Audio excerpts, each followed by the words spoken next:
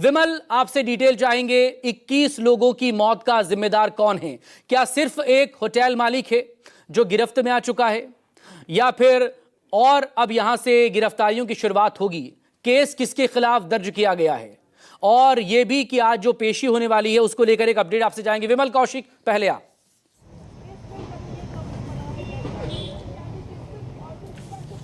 जी बिल्कुल, देखिए सबसे अहम सवाल यही है कि आखिरकार इन 21 मौतों का जिम्मेदार कौन है, और पुलिस मामले की जांच कर रही है। और अब मैं आपको ताज़ा तस्वीरें भी दिखाऊं कि पुलिस की टीम में अभी भी यहाँ पर अब से कुछ देर पहले एम्बेसी के लोग भी आए थे जो आकर यहाँ पर घटनास्थल का दौरा करके गए। लेकिन सबसे अहम सवाल जो जस का तस है कि आखिरकार इस घटना के लिए जिम्मेदार कौन है। जाँच की जा रही है, लेकिन एक सवाल ये भी कि जाँच किसकी की जा रही है।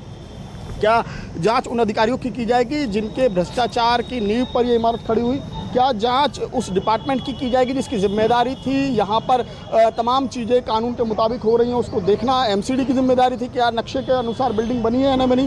क्या जांच फायर डिपार्टमेंट की जाएगी जिनकी जिम्मेदारी थी यहाँ ये चेक करना कि क्या प्रॉपर फायर एनओसी है, क्या प्रॉपर यहाँ पर एग्जिट प्लान है, क्या यहाँ पर अगर इस तरह की कोई घटना होती है तो उससे निपटने के लिए क्या अरेंजमेंट है?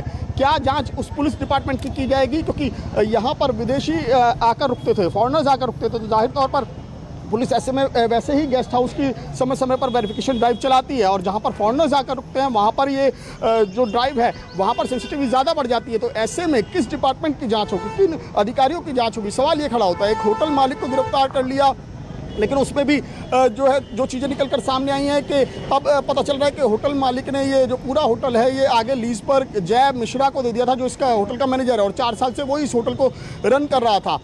और यहाँ पर जितनी भी एक्टिविटी हो रही थी, चाहे वो 6 कमरों की जगह 25 कमरे बना लिए गए, जो रेस्टोरेंट का लाइसेंस था ब्रेड एंड ब्रेकफास्ट का वो भी उसी के नाम था, जिसकी आड़ में यहाँ पर प्रॉपर होटल चलाया जा रहा था। तो तमाम चीज़ें हैं जिनको पुलिस अपनी जांच में शामिल कर रही है।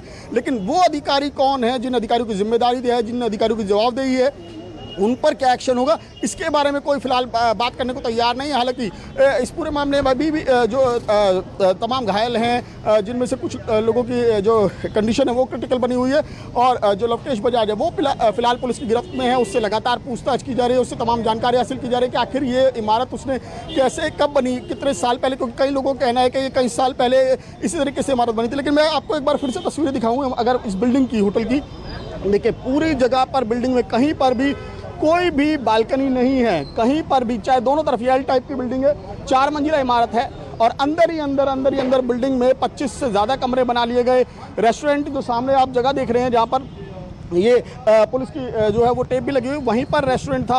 वहाँ पर जो रेस्टोरेंट के लिए लाइसेंस था वो ब्रेड एंड ब्रेकफास्ट का था, जबकि उसकी जगह प्रॉपर रेस्टोरेंट चलाया जा रहा था जहाँ पर तमाम चीज़ें मिलती थी। और एक परिवार जो है जो गुरुग्राम का इस हादसे में शिकार हुआ, वो परिवार यहाँ पर खाना खाने पहुँचा था। तो ये तमाम चीज़ें हैं जो साफ तौर पर ये नज़र आ रही हैं, दिखा रही हैं कि किस तरीके से यहाँ पर खुलेआम लापरवाही हुई। और केवल लापरवाही की यही बिल्डिंग नहीं है, इस पूरे इलाके की अगर बात करूँ 8 से 10 ऐसे गेस्ट हाउस हैं जहाँ पर इसी तरीके की कंडीशन, इसी तरीके से जहाँ पर परमिशन है 6-7 कमरे बनाने की, वहाँ पर 20 कमरे बने हुए। और उसका असर ये हुआ, इस घटना का असर ये हुआ कि वो तमाम बिल्डिंगें, तमाम गेस्ट हाउस खाली करा लिए गए हैं। जितने भी गेस्ट यहाँ पर मौजूद थे उनको निकाल लिया गया है। लेकिन सवाल यही है कि इतनी बड़ी संख्या में जहाँ पर फॉरेनर्स आकर रुकते हों, वहाँ पर इस तरह की लापरवाही कैसे हुई, कौन अधिकारी जिम्मेदार हैं? क्या अभी तक किसी भी अधिकारी पर, किसी भी कर्मचारी पर कोई कार्रवाई फिलहाल नजर नहीं आ रही है। जी विमला, बने रहिएगा, लगातार आपसे हम बात करते रहेंगे। मेरे